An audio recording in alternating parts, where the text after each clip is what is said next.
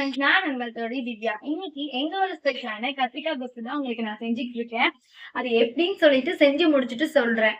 நீங்களும் உங்களோட வீட்ல இந்த கத்திரிக்காய் கோஸ ட்ரை பண்ணி பாருங்க. நாங்க சின்ன பிள்ளையா இருக்கும்போது ஹோட்டலுக்கு போய் சிதம்பரத்துல சாப்பிடுவோம். அந்த ரெசிபி தான் நான் உங்க கூட ஷேர் பண்றேன். ஓகேவா? பார்க்கலாமா? கத்திரிக்காய் கொஸ்து செஞ்சு முடிச்சுட்டேன். இப்போது அதை எப்படி செய்யலான்ற ரெசிப்பியை உங்களுக்கு நான் சொல்லித்தரேன். இது எங்கள் ஊர் ஸ்பெஷல் சிதம்பரம் கத்திரிக்காய் கொஸ்து.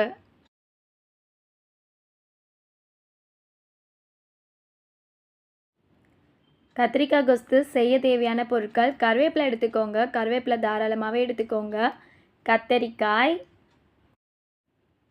கத்திரிக்காவை கட் பண்ணி எடுத்துக்கிட்டேன் ஃப்ரெண்ட்ஸ்.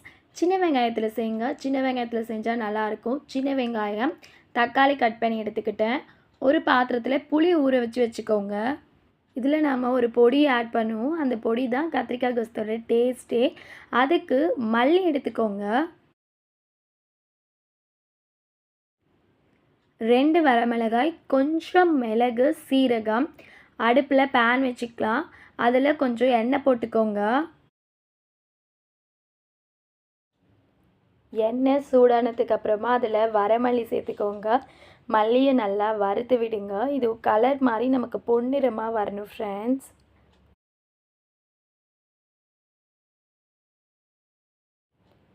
இங்கே பாருங்கள், இப்போ நமக்கு இது நல்லா வறுபட்டுருச்சு. இப்போ இதில் வரமிளகாய், சீரகம், மிளகு வச்சுருக்கோம் இல்லைங்களா, அதையும் போட்டுக்கோங்க. அடுப்பை லோ ஃப்ளேமில் வச்சுட்டு பொறுமையாக வறுத்து விடுங்க. இதை ஒரு மிக்சர் ஜாரில் மாற்றி நான் அரைச்சி எடுத்துகிட்டு வந்துட்டேன் ஃப்ரெண்ட்ஸ். நல்லெண்ணெய் முக்கியமாக, இந்த கொஸ்து நல்லெண்ணெய் தான் நம்ம செய்வோம். நல்லெண்ணெய் ரொம்ப முக்கியமான விஷயம் ஃப்ரெண்ட்ஸ். மிளகாத்தூள் எடுத்துக்கோங்க. நான் ஒரு 2 ஸ்பூன் மிளகாத்தூள் எடுத்துக்கிட்டேன். இந்த பொடியோட ஃப்ளேவர் நம்ம சாப்பிடும்போது ஃபீல் பண்ணுவோம், அரோமா நல்லாயிருக்கும். இப்போது அதே கடாயில் நல்லெண்ணெய் தாராளமாக விட்டுக்கோங்க. இப்போ பாதி எண்ணெய் விட்டுப்போம், மிடில் பாதி எண்ணெய் விட்டுப்போம். எண்ணெய் போட்டுக்கோங்க. எண்ணெய் சூடாகட்டும். எண்ணெய் சூடானதுக்கு அப்புறமா அதில் கருவேப்பிலை போட்டுக்கோங்க. நம்ம பொடியாக கட் பண்ணி வச்சுருக்க சின்ன வெங்காயத்தையும் இதில் ஆட் பண்ணிக்கோங்க. இந்த சின்ன வெங்காயம் நல்லா வதங்கணும் ஃப்ரெண்ட்ஸ். எந்த அளவுக்கு வதங்குதோ அந்த அளவுக்கு நமக்கு நல்ல டேஸ்ட் கொடுக்கும். பொறுமையாக அந்த எண்ணெயில் இதை நல்லா வதக்கி விடுங்க. வெங்காயம் வதங்கிட்டு இருக்கும் போதே இதில் நம்ம உப்பு சேர்த்துடலாம். எல்லாத்தையும் ஒன்றா நல்லா மிக்ஸ் பண்ணி விடுங்க. பொறுமையாக வதக்கி விடுங்க. இங்கே பாருங்கள், வெங்காயம் நல்லா வதங்கிடுச்சு. இப்போது இதில் நம்ம கட் பண்ணி வச்சுருக்க தக்காளியை ஆட் பண்ணிடலாம். எல்லாத்தையும் ஒன்றா நல்லா வதக்கி விடுங்க. உங்களுக்கு பார்த்தாலே தெரியும் வெங்காய தக்காளி நல்லா வதங்கிடுச்சு. இந்த ஸ்டேஜில் நம்ம பொடியாக கட் பண்ணி வச்சுருக்க கத்திரிக்காயை இதில் ஆட் பண்ணிடலாம்.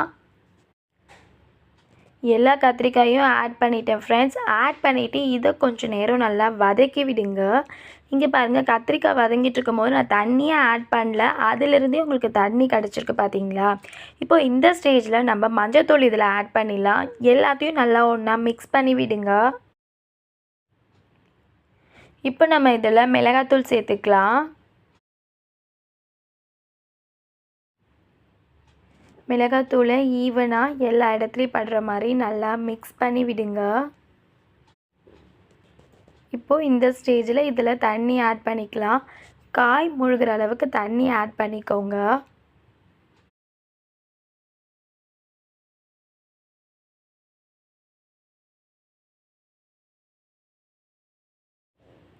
இதை ஒரு மூடி போட்டு ஒரு 5 to 10 minutes மூடி வச்சிடலாம் ஃப்ரெண்ட்ஸ். இது லோ ஃப்ளேம்லேயே வைங்க. இப்போ நான் ஓப்பன் பண்ணி பார்த்தேன், இது இந்த அளவுக்கு வெந்திருக்கு. இதை ஒரு மேஷர் வச்சு நல்லா மேஷ் பண்ணி விட்டுக்கோங்க. சூடாக இருக்கும், பார்த்து பொறுமையாக நிதானமாக மேஷ் பண்ணி விடுங்க. அடுப்பை லோ ஃப்ளேமில் வச்சுட்டு பொறுமையாக நிதானமாக மேஷ் பண்ணி விடுங்க.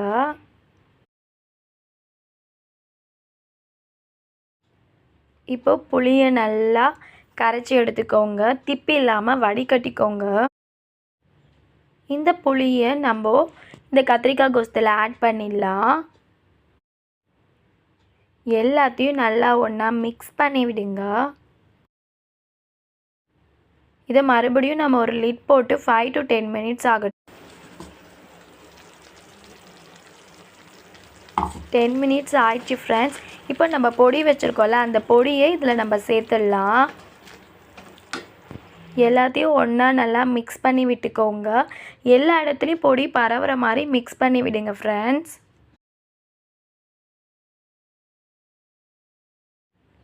இந்த ஸ்டேஜில் நம்ம இந்த அளவுக்கு நல்லெண்ணெயை நம்ம கிரேவியில் ஆட் பண்ணணும், கொஸ்தில் ஆட் பண்ணணும்.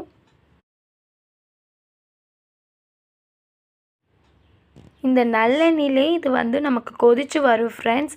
நல்லா நல்லெண்ணெயில் சுருள வேகும். நல்லா மிக்ஸ் பண்ணி விடுங்க. இதை ஒரு லிட் போட்டு ஒரு 10 மினிட்ஸ்க்கு மூடி வச்சிடலாம். எங்கள் ஒரு ஸ்பெஷல் சிதம்பரம் கத்திரிக்காய் கோஸ்து ரெடி ஆகிடுச்சு. இங்கே பாருங்கள், நம்ம எண்ணெய் விட்டோம்ல, அந்த எண்ணெய் உங்களுக்கு தெரியுதா? மேலே மிதந்து வந்திருக்கு பாருங்கள். இந்த எண்ணெயோடு சாப்பிடும் போது தான் நமக்கு டேஸ்ட் நல்லாயிருக்கும். இந்த சிதம்பரம் கத்திரிக்காய் கோஸ்தை நீங்கள் ட்ரை பண்ணி பாருங்கள். இந்த வீடியோ உங்களுக்கு பிடிச்சிருந்தா மறக்காமல் என்னோட சேனலை லைக் பண்ணுங்கள், சப்ஸ்கிரைப் பண்ணுங்கள். அப்போ தான் நான் மேலும் போடக்கூடிய வீடியோஸ் ரெசிபீஸ் உங்களுக்கு கிடைக்கும் ஃப்ரெண்ட்ஸ். நான் உங்கள் தோழி திவ்யா.